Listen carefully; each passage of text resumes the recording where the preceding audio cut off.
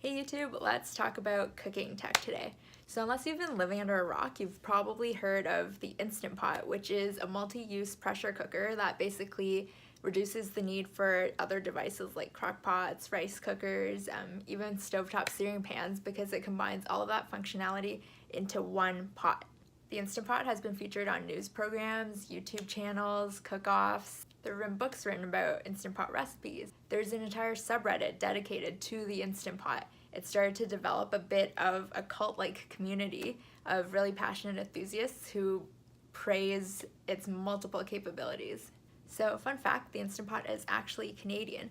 The Instant Pot first launched in 2010, and it was created by a group of ex-Nortel employees, so they're very well versed in computer science and artificial intelligence, and Robert Wang is the one who is usually credited with actually inventing the Instant Pot.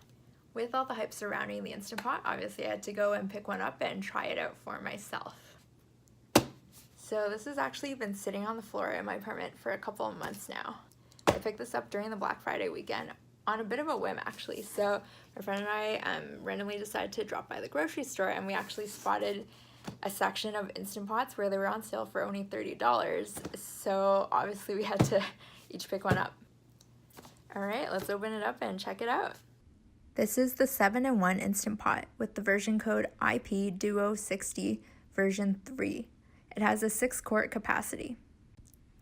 The advertised functionalities on this version are slow cooker, rice cooker, saute, steamer, yogurt maker, food warmer, and pressure cooker.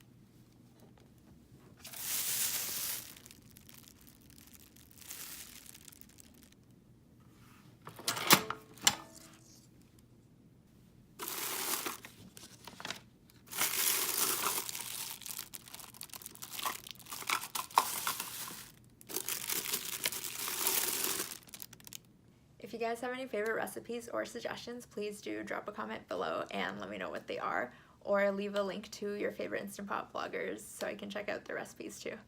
Thanks, see you next time.